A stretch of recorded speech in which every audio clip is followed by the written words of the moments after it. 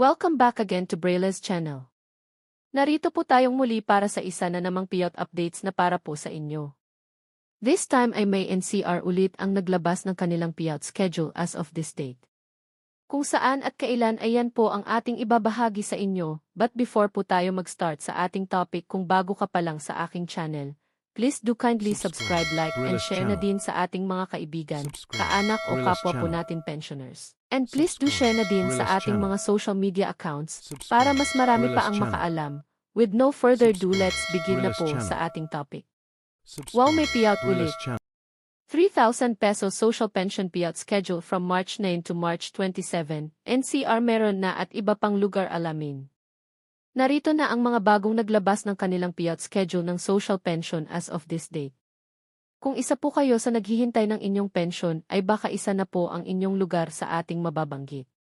Tignan pong maigi ang bawat lugar. Kung ready ka na, tara panoorin po natin.